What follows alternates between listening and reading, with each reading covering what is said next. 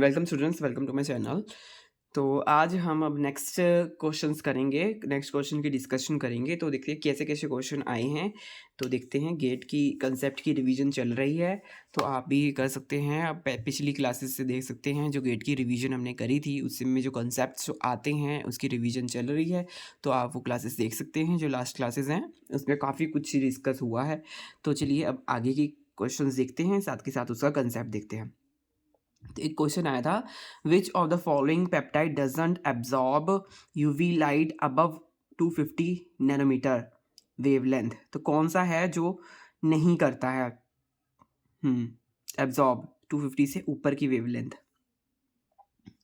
तो यहाँ पर हमारे को पता है जो एरोमेटिक एमाइनो एसिड्स होते हैं, जैसे कि इसकी शॉर्ट फॉर्म होती है, इसे याद करने की ट्रिक होती है वाइफ, जो WYF, ये वाले जो अमाइनो एसिड्स होते हैं, ट्रिप्टोफैन, टायरोसिन और फिनाइल एनालिन। W से ट्रिप्टोफैन, Y से टायरोसिन, फिनाइल एनालिन। तो ये वाले जो होते हैं वाइफ, ये क्या करते हैं, एब्जॉर्ब करते हैं अबव 250 नैनोमीटर, 250 नैनोमीटर से अबव ये एब्जॉर्ब करते हैं लाइट को। इसकी जो अबव वेवलेंथ होती है उसको ये एब्जॉर्ब करते हैं। तो जैसे ये 280 है, ये करता है 275 को, ये करता है 257 को, तो इस 250 से बड़े हैं। तो जिसमें जिस में WYF होगा, इसका मतलब वो एब्जॉर्ब करेगा, जिसमें नहीं होगा वो एब्जॉर्ब नहीं करेगा, और नहीं करने वाला हमारा आंसर होगा। तो यहाँ तो मैंने टिक मारा हुआ है, तो क्योंकि देखिए इसमें यहाँ पे W है, यहाँ W है, तो इसका मतलब ये एब्जॉर्ब करेगा, और यहाँ Y है, इसका मतलब ये भी एब्जॉर्ब करेगा। और देखिए इसमें WYF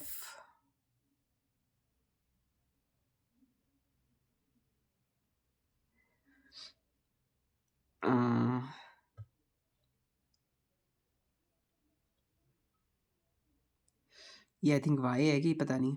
हाँ, पर इसका आंसर ये है, इसमें कोई भी नहीं है, WYF में से कोई भी इसमें है नहीं, तो इसका आंसर ये है, के लिखा है। फिर इसके शायद दो आंसर होंगे, क्योंकि MSQ टाइप के क्वेश्चन भी आते हैं, इसके आंसर, इसके दो आंसर होंगे, क्योंकि इसमें कोई WYF भी नहीं है, ना इसमें W है, ना इसमें Y है, ना इसमें F है। तो इसके दो आंसर्स हैं, क्योंकि MSQ क्वेश्चन होगा, फिर हाँ MSQ क्वेश्चन होगा। MSQ क्वेश्चन में तो पता ही होगा आपको कि दोनों अगर ऑप्शन सही होंगे तो ही आंसर से आपको नंबर तभी मिलते हैं, ऐसा होता है।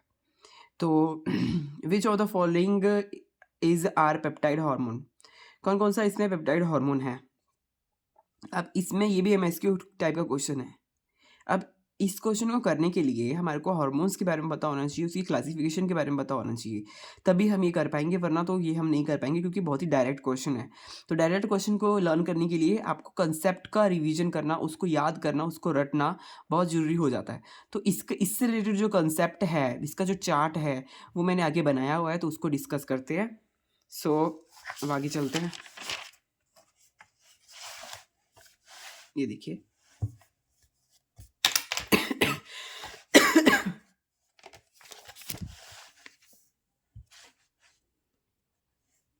इसको फोल्ड कर लेता हूँ। ये देखिए, इसका चार्ट है। ये चार्ट आपको लर्न करना पड़ेगा पूरा अच्छे से। आप इसको बना सकते हैं अपने नोट्स में, पूरे अच्छे से इसको लर्न करें। देखिए यहाँ पे हार्मोन्स का केमिकल नेचर लिखा हुआ है। देखिए अमीनो एसिड डिराइव्ड, जो अमीनो एसिड से डिराइव होते हैं, पॉलीपेप्टाइड से डिराइव होते हैं, पॉलीपेप्टाइड और प्रोटीन से डिराइव होते हैं, और जो आइडोथायरोनीन से डिराइव होते हैं, और एक स्टीरॉयडल जो है उससे जो डिराइव होते हैं। तो हार्मोन का केमिकल नेचर जो दिया हुआ है। तो अगर हम अमीनो एसिड डेरिवेटिव से देखें, तो अमीनो एसिड डेरिवेटिव से जो है हमारे पास है टायरोसिन अमीनो एसिड्स हैं, दो प्रकार के हैं। एक है टायरोसिन अमीनो एसिड्स, ये देखिए, एक है टायरोसिन अमीनो एसिड्स, दूसरा है tryptophan amino acids. Tyrosine amino acids जो है वो एड्रेनलिन वाला हार्मोन है ना, इसका एग्जांपल एड्रेनलिन हार्मोन। और नॉन एड्रेनलिन में non epinephrine hormone, the secreted by adrenal medulla से ये सिक्रेट होते हैं। इसके एग्जांपल है ये नॉन एड्रेनलिन और एड्रेनलिन हार्मोन्स। और ट्रिप्टोफैन अमीनो एसिड्स में मेलाटोनिन बाय पीनियल ग्लैंड, जो मेलाटोनिन होता है वो कौन सिक्रेट करता है, पीनियल ग्लैंड उसको सिक्रेट करती है। और सेरोटोनिन, मेलाटोनिन और सेरोटोनिन, हाँ मेलाटोनिन तो वही वाला है जो जब जब जैसे जो हमारे को स्लीप भी देता है ना? आई थिंक मेलाटोनिन इसकी वजह से हमें नींद आती है। आई थिंक आई थिंक हाँ। और ये सेरोटोनिन जो है वो वैसो कॉन्ट्रिक्शन करता है।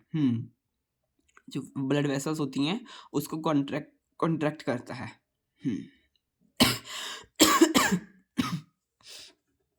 उसको खोलता है I think.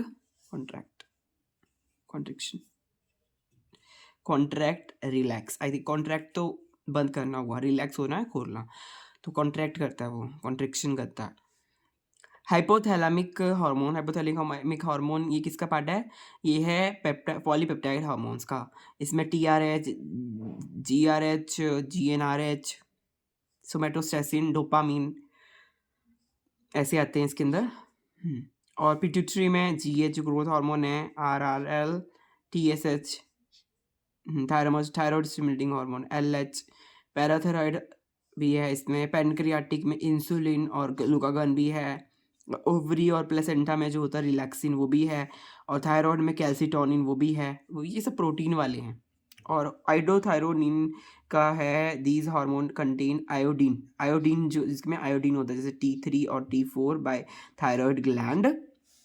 T3 and T4 also form tyrosine amino acids. जो टायरोसिन अमाइनो एसिड्स होते हैं वो भी बनाते हैं ये। स्टीरॉयडल और लिपिड डेरिवेटिव में कौन से आते हैं? ये वाले आते हैं।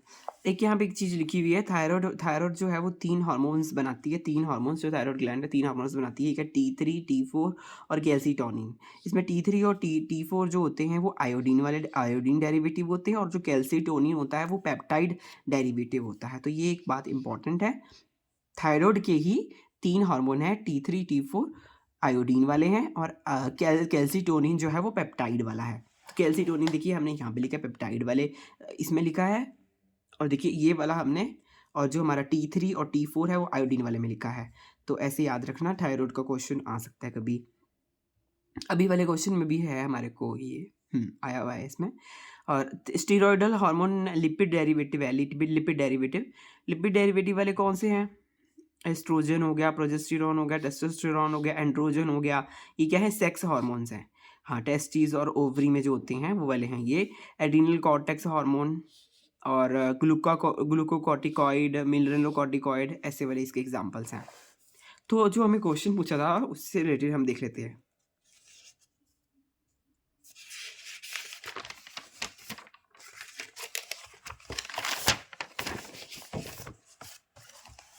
देखिए क्वेश्चन पूछा था पेप्टाइड हार्मोन कौन सा है, तो पेप्टाइड हार्मोन यहाँ पर हमारा पेप्टाइड हार्मोन है, एक है हमारा ये वाला कैल्सिटोनिन, और दूसरा है हमारा ग्लूकागन। देखिए देख लीजिए, देखिए ग्लूकागन, तो यहाँ पे ग्लूकागन पेप्टाइड वाले में, देखिए ग्लूकागन होगा, हाँ ग्लूकागन और कैल्सिटोनिन पेप्टाइड वाले में है। और क्या और दिया है? थायरोक्सिन और सेरोटोनिन। सेरोटोनिन तो अमाइनो एसिड डेरिवेटिव है, और थायरोक्सिन जो वाला आयोडीन डेरिवेटिव है। तो इसका एग्जाम्पल, इसका हो गया आंसर ये। इसके दो ये MSQ हुआ ना, इज आर, जिसमें इज आर आया हो ना, इज आर, ये एक प्रकार का हमारे को बताता है कि हमारा जो क्वेश्चन है वो MSQ है, क्योंकि इसमें इज आर आ गया। तो देखिए इसमें हमारा 2 आंसर हो गए इसमें, एक A एंड B, यहाँ पे मैंने लिखा हुआ है A एंड B, ग्लूकागन और सेरोटोनिन। तो इसके लिए रटने की ज़रूरत पड़ेगी भाई। देखो कभी कभी रटने की भी ज़रूरत पड़ती है, क्योंकि देखिए इसमें क्रैमिंग वाला ही काम है कि ये जो ऊपर दे रखा टेबल, इसको पढ़ेंगे तभी हमें रहेगा याद कि भाई क्या उसका एग्जाम्पल है, कौन सा पेप्टाइड का है, कौन सा उसका है। तो अब आगे चलते हैं। यहाँ पर है which of the following is are heteropolysaccharide, कौन सा? ये भी MSQ हो गया, क्योंकि इसमें इज आर आ गया तो इसलिए हो गया MSQ। ठीक है, इसमें पूछा कौन सा हेट्रोपॉलीसेक्राइड है, हेट्रोपॉलीसेक्राइड। ठीक है, मतलब पॉलीसेक्राइड वो मतलब उसमें कई सारे उसमें पॉलीसेक्राइड्स होंगी, ऐसा उसकी चेन होगी पॉलीसेक्राइड्स की, बार बार जो है वो पॉलीसेक्राइड वो रिपीट कर रहे होंगे, इसका मतलब वो हेट्रोपॉलीसेक्राइड हो गया। तो पहला है यहाँ पे दे रखा है कॉन्ड्रियोटिन 4 सल्फेट, कॉन्ट्रीब्यूटिन 4 सल्फेट जो है उसका ऐसा कुछ होता है, इसका स्ट्रक्चर मैंने यहाँ पे नहीं भी लिखा है, पूरा स्ट्रक्चर नहीं बनाया है।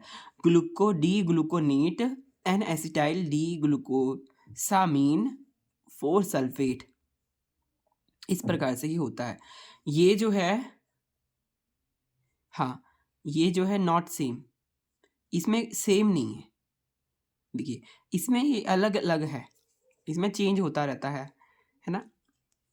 जो यहाँ पर है ये चेंज होता रहता है, चेंज हो रहा है, कुछ सेम नहीं है ना। इसलिए ये 1 यूनिट है, ये तो पूरी एक यूनिट है। ये यहाँ से लेके यहाँ तक जो है ये 1 यूनिट है। तो ऐसे से ये रिपीट हो रही है, तो इसमें सेम नहीं है, इसमें देखिए अलग है। यहाँ पे देखिए जो ये वाला काइटिन है, इसमें देख लीजिए, इसमें नैग नैग नैग सॉरी क्या हो रहा है, मेरा स्टैंड गिर रहा है। अभी भी हिल रहा है। What's wrong with this strand?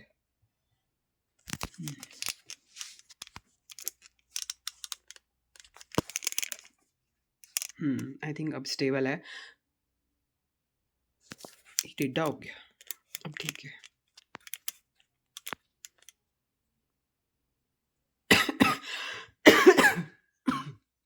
हाँ, तो काइटिन जो है वो तो एन-एसिटाइल ग्लूकोसामीन इनसे रिपीट होके बनता है एन टाइम्स, तो इसको बोलते हैं काइटिन। क्योंकि देखिए नैग नैग नैग इसमें रिपीट हो रहा है ना, इसीलिए ये हो गया हेट्रोपॉलीसेकेराइड। नहीं ये हो गया होमोपॉलीसेकेराइड, सॉरी होमोपॉलीसेकेराइड हो गया। हाँ क्योंकि इसमें सेम वाले रिपीट कर रहे हैं, है ना, इसमें सेम वाले रिपीट कर रहे हैं। और हेट्रोपॉलीसेकेराइड पूछा है ना हमारे को, इसमें सेम वाले रिपीट कर रहे हैं। और इसमें देखिए ग्लूकोज, सेलुलोज में क्या है, glucose glucose glucose n time repeats होता है, ये है होमोपॉलीसेकेराइड। तो ये दोनों है होमोपॉलीसेकेराइड, क्योंकि इसमें same same same same repeat हो रहे हैं। और जब अगर इसकी बात करें, ये है हमारा हेट्रोपॉलीसेकेराइड, क्योंकि इसमें अलग अलग है। ये दोनों सेम नहीं है, ग्लूकोनेट ग्लूकोनेट ग्लूकोनेट नहीं है, इसमें एन ग्लूकोनेट है, फिर एन-एसिटाइल ग्लूकोसामीन है, फिर उसके बाद सल्फेट है, ऐसे ऐसे अलग अलग अलग है। ऐसी हेपारिन जो है उसमें आइडोयूरिनेट है, iduronate 2 sulphate N N sulpho D glucosamine 6 sulphate, ऐसे ये सब यूनिट्स जो है ये रिपीट करें, तो ये हेट्रो है, तो ये हेट्रोपॉलीसेकेराइड है। हेपरिन और कॉन्ड्रोइटिन 4 सल्फेट क्या है, आप इसको याद भी कर सकते हैं। हेपरिन और कॉन्ड्रोइटिन सल्फेट जो है वो हेट्रोपॉलीसेकेराइड है। और ये जो गैग होते हैं, ग्लाइकोसाइल अमाइनो ग्लूकन, ये भी क्या होते हैं, ये भी गैग, इसकी ये जो कॉन्ड्राइटिन 4 सल्फेट है ये गैग का एग्जांपल है। बेसिकली जो गैग होते हैं हमारे, जो गैग होते हैं ना, ये सेल बायोलॉजी में ये बेसिकली मेम्ब्रेन में होते हैं। जो हम सेल बायोलॉजी पढ़ते हैं, तो जो मेम्ब्रेन होता है ना उसमें ये काम करते हैं गैग्स, जो मेम्ब्रेन, हाँ कुछ फंक्शन करते हैं ये बहुत ही इंपॉर्टेंट।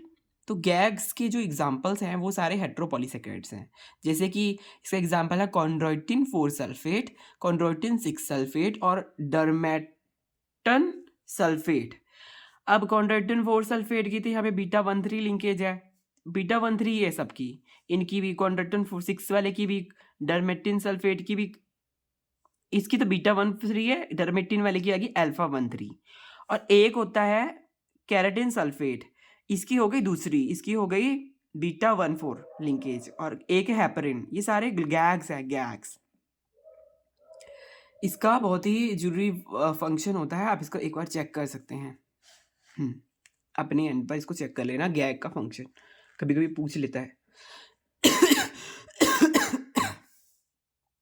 अब एक क्वेश्चन है ये वाला, हाँ क्वेश्चन है, इसमें क्या पूछा है ये, हाँ dissociation constant of acetic acid, equilibrium dissociation constant of acetic acid is 1.74 into 10⁻⁻5 mole, इसका कांस्टेंट है ये, है ना, the pK of acetic acid. तो इसमें पीके पूछा है, पीके का फॉर्मूला होता है pK is equal to -log Ka, ठीक है। तो हमें यहाँ पे पीके पूछा है, तो हमारे को क्या गिवन है, हमारे को गिवन है ये 1.745, ये हमारे को गिवन है के ए की जो होता है के ए, ये हमारे को गिवन है, ये देखिए ये के ए हमारे को गिवन है।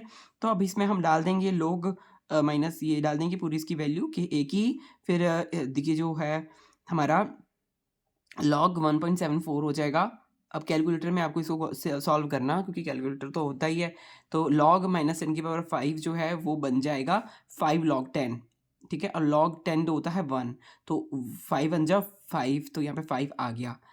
ऐसे ही log 1.74 जो है उसका है 0.24 वैल्यू, तो वो आ गई। अब 0.245 इसमें से माइनस करेंगे, यहाँ पे माइनस का है बाहर साइन, तो अंदर भी माइनस में आंसर आएगा, तो माइनस माइनस कैंसिल हो जाएगा, हो जाएगा प्लस में आंसर आ जाएगा, है ना। Hope you are getting. तो हमारा आंसर आएगा 4.76। ऐसे है, बहुत ही ईजी है।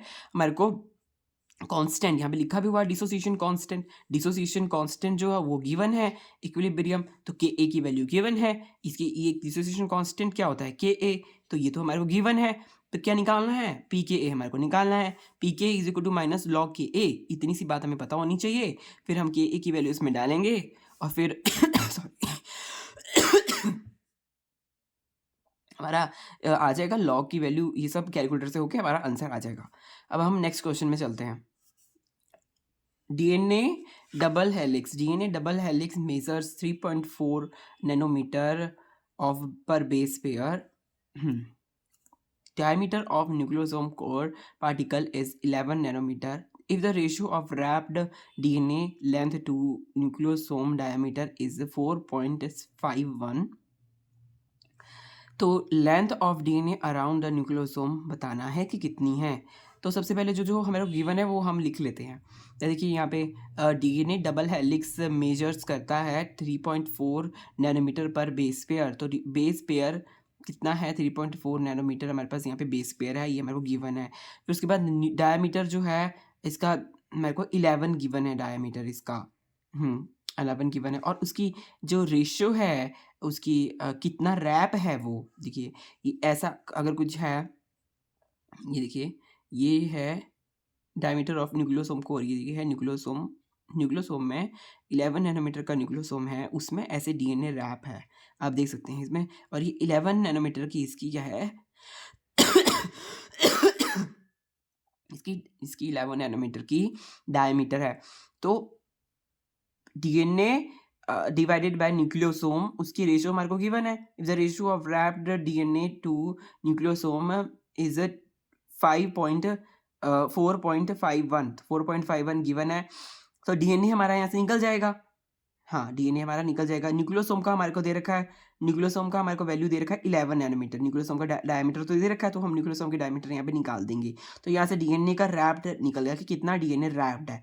तो कितना डीएनए रैप्ड है तो वो निकालना ज़रूरी है, तभी हमें टोटल लेंथ के बारे में पता चलेगा, ठीक है। और नियरेस्ट इंटीजर तक निकालनी है, ये एक इंपॉर्टेंट बात है कि नियरेस्ट इंटीजर तक आप आंसर निकालेंगे तो ही आपका आंसर सही होगा, वरना तो आंसर गलत हो जाएगा, उसके नंबर भी नहीं मिलेंगे अगर नियरेस्ट इंटीजर तक नहीं निकाला तो यहाँ पर डीएनए जो है वो है, ये देखिए, ये तो 4.1 इसकी वो थी, रेशो थी, तो हमें न्यूक्लियोसोम को पता था 11 नैनोमीटर का है। यहाँ लिखा हुआ है डायमीटर जो है न्यूक्लियोसोम का 11 नैनोमीटर है, तो यहाँ डाल दी हमने वैल्यू, तो हमारा आ गया डीएनए रैप्ड। और टोटल, हाँ ये तो डीएनए रैप गया 449.61। Total length of base pair निकालनी है। तो हाँ यहाँ पे देखिए डीएनए डबल हेलिक्स मेजर इतने नैनोमीटर पर बेस पे है, तो हमें तो हम डीएनए रैप्ड कितना है और कितने उसका बेस पेयर कितना है, उससे हम डिवाइड कर देंगे। जो रैप्ड वाला है और बेस पेयर पर बेस पेयर कितना है उसको हम डिवाइड कर देंगे, तो हमारे पास आंसर आ जाएगा 45.9 आ जाएगा। अब हमें इंटीजर में निकालना है, तो इसको हम राउंड ऑफ कर देंगे 4। हाँ, तो उसको ऐसे ही ये तो हो गया फ्रैक्शन में नहीं निकालना, इसको इंटीजर में करना है, तो 146 आंसर आ गया। तो ऐसे ये सारा सॉल्व हो जाएगा बहुत ही इजी वे में, आपको बता दी मैंने कैसे सॉल्व करना है। अब हम नेक्स्ट क्वेश्चन में चलते हैं। नेक्स्ट वाला भी एक क्वेश्चन है, क्वेश्चन भी इसमें बहुत आते हैं, गेट के एग्जाम में क्वेश्चन तो आते ही हैं।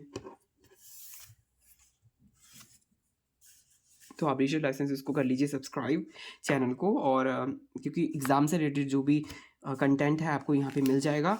हाँ, तो अब हम पढ़ते हैं कि क्वेश्चन में क्या लिखा है।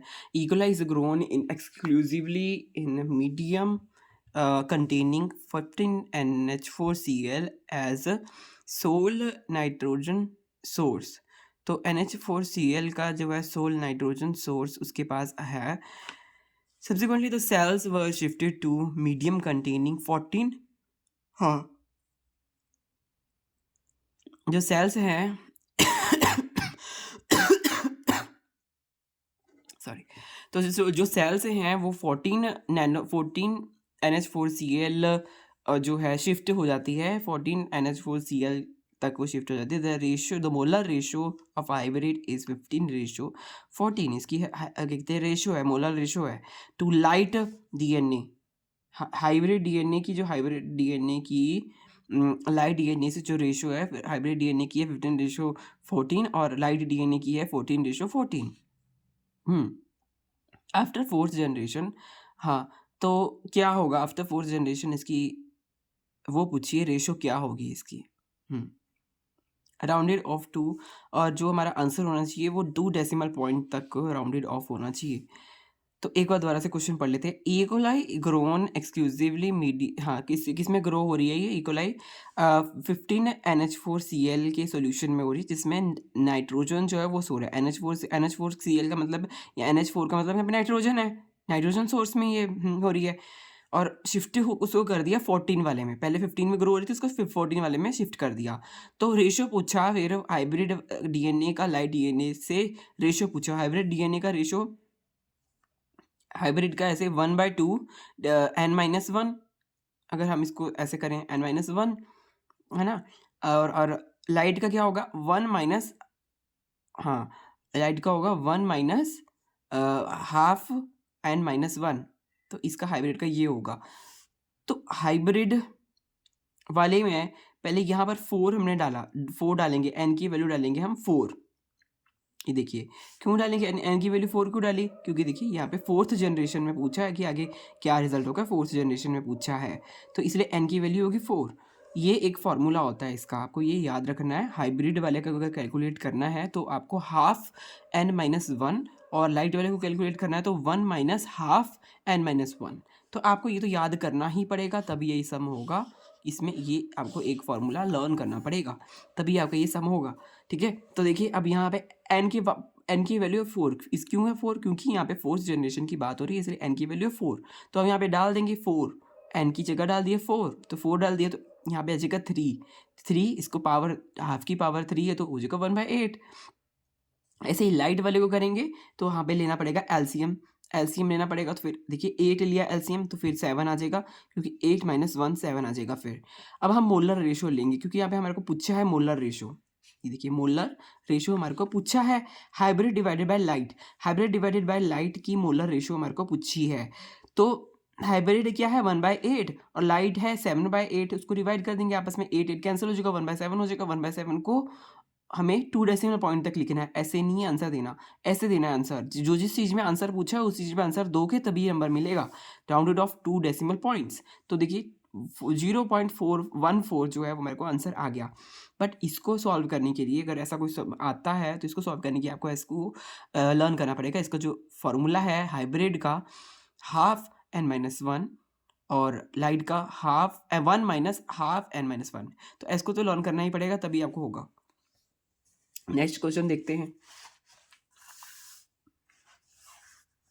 नेक्स्ट क्वेश्चन है zinc zinc is essential for function of, किसके लिए जिंक जो है वो एसेंशियल होता है? जिंक जो है वो it is zinc dependent metalloprotease carboxypeptidase is, किसके लिए? कार्बोक्सीपेप्टाइडेज ए के लिए, या क्लोरोफिल ए के लिए, मायोग्लोबिन के लिए, या फिर विटामिन B12 के लिए। क्लोरोफिल का तो देखो होता है मैग्नीशियम होता है, तो इसके ऐसी तो ज़िंक जो होता है वो कार्बोक्सीपेप्टाइडेज़ का होता है, एक बार इसके बारे में पढ़ लेते हैं। तो देखिए यहाँ पे क्या लिखा है, it is zinc dependent metalloprotease, zinc dependent metalloprotease है कार्बोक्सीपेप्टाइडेज़, क्या है ज़िंक डिपेंडेंट मेटालोप्रोटीज़। तो ज़िंक Zn2 पॉजिटिव प्रेजेंट है इसमें at active site, active site में Zn2 पॉजिटिव प्रेजेंट है, एसेंशियल फॉर कैटालिटिक एक्टिविटी, किसके लिए, जो कैटालिटिक एक्टिविटी है उसके लिए एसेंशियल है, और स्टेबलाइज करता है नेगेटिव चार्ज को, और एक्टिवेट करता है वाटर, वाटर को एक्टिवेट करता है फॉर पेप्टाइड बॉन्ड हाइड्रोलिसिस, जो हाइड्रोलिसिस होती है पेप्टाइड बॉन्ड से उसकी, है ना, उसको एक्टिवेट करता है, बेसिकली पेप्टाइड बॉन्ड की हाइड्रोलिसिस करता है वाटर में। तो ये यहाँ पे जिंक का फंक्शन हो गया। जी तो उसके लिए बहुत ही इंपॉर्टेंट है, किसके लिए, कार्बोक्सी पेप्टाइडेज ए के लिए जिंक बहुत इंपॉर्टेंट है। और इसके बारे में दोबारा देख लो, ये लिखा हुआ जो है क्या है, जिंक डिपेंडेंट मेटालोप्रोटीएज है, ऐसे याद रखना है इसको, एंजाइम मेटालोप्रोटीएज, और active site and essential for catalytic activity, catalysis के लिए, कैटालिटिक एक्टिविटी के लिए। बेसिकली कैटालिटिक एक्टिविटी क्या होती है, जो कोई चीज़ का बनना टूटना कैटालिटिक एक्टिविटी है, एंजाइमेटिक एक्टिविटी बेसिकली कह सकते हैं, क्योंकि देखिए एंजाइम ही है ये, प्रोटीज एज, एज लगा हुआ है, इसका मतलब एंजाइम है ये, ठीक है। तो जिंक, जिंक जो है वो कार्बोक्सी पेप्टाइड, इसके और भी हैं, और भी चीज़ों के लिए एसेंशियल है, एक कार्बोक्सी पेप्टाइडेज तो हमारे पास क्वेश्चन में था ही, और दूसरा है कार्बोक्सी एनहाइड्रेज और अल्कोहल डिहाइड्रोजिनेज, ये सारे एंजाइम्स हैं, इसमें जिंक का रोल बहुत ही जरूरी है, याद रखना। तो अब देखिए मैग्नीशियम जो है वो क्लोरोफिल में होता है, ये तो हमें पता ही होता है, ये तो बहुत पहले से पढ़ते हैं हम, फोटोसिंथेसिस में भी पढ़ते हैं इसके बारे में। बीच में मैग्नीशियम होती है, आसपास जो होता है पोरफायरिन रिंग्स होती हैं, और बीच में टेल होती है उसकी 20, ये तो मैंने पढ़ा ही होगा, क्लोरोफिल का जो स्ट्रक्चर पढ़ते हैं तो पता ही है हमें कि उसमें मैग्नीशियम बहुत इंपॉर्टेंट रोल प्ले करता है। वहीं अगर बात करें आयरन की, तो आयरन का यहाँ पे है हीमोग्लोबिन और मायोग्लोबिन, उसमें आयरन की जरूरत होती है ना, तभी तो बोलते हैं आयरन खाओगे तो हीमोग्लोबिन बढ़ जाएगा, है ना। और कोबाल्ट जो है आयरन, ये एक बात यहाँ कहनी थी मुझे, आयरन से याद आया, तो जब हम आयरन की एब्जॉर्प्शन तभी ज़्यादा होगी, क्योंकि आजकल देखिए पालक सब खा रहे हैं, पर पालक जो खा रहे हैं उसके साथ विटामिन सी नहीं ले रहे लोग, तो आपको आपको ऐसा करना चाहिए, विटामिन सी भी लेना चाहिए उसके साथ, पालक के साथ, क्योंकि पालक में जो है वो आयरन उसमें है, बट अगर हम उसमें विटामिन सी डालेंगे तो उसका जो है वो एब्जॉर्ब हो जाएगा हमारी बॉडी में, तो इसलिए पालक में आप नींबू निचोड़ के खा सकते हैं, पालक की सब्जी में, या फिर पालक, हाँ, उसमें आप नींबू निचोड़ के जब खाएंगे तो उसका जो विटामिन सी है वो एक्टिवेट हो जाएगा, और आयरन भी उसमें एक्टिवेट हो जाएगा और हमारी बॉडी को मिलेगा, एब्जॉर्ब कर पाएगी हमारी बॉडी। तो एक ये ज़रूरी बात है, मुझे आयरन से याद आ गया, तो मैंने आपको बता दिया। तो देखिए कोबाल्ट जो है, कोबाल्ट वो किस में होता है, विटामिन B12 में होता है। तो ऐसे आपको ये सब कुछ याद रखना है, क्वेश्चन से भी हमें समझने का वो मिलता है, कंसेप्ट क्लियरिटी का यही मतलब है कि हमें इससे, क्वेश्चन से भी हमें आसपास की नॉलेज हो, और आसपास की नॉलेज कब आ जाए कुछ पता नहीं, क्योंकि ये वाले एग्जाम्स जो होते हैं इसमें प्रेजेंस ऑफ माइंड की जरूरत भी पड़ती है, आसपास की नॉलेज की भी, ऐसा नहीं कि बस एक क्वेश्चन आया इसके बारे में पढ़ लिया हो गया, ऐसा नहीं, इसके आसपास के जो क्वेश्चन है, इससे आसपास से रिलेटेड जो क्यूरी है वो भी हमें पता होनी चाहिए, उससे रिलेटेड, मैग्नीशियम क्लोरोफिल में, आयरन जो है हीमोग्लोबिन में, ये तो हमें पता ही है, कोबाल्ट का याद रख लो, विटामिन B12, ये भी बहुत इंपॉर्टेंट है, विटामिन B12 हमारी बॉडी के लिए, तभी तो क्वेश्चन बनते हैं, क्योंकि इंपॉर्टेंट चीज़ों के क्वेश्चन बनते ही हैं जो डेली लाइफ से इंपॉर्टेंट होती हैं।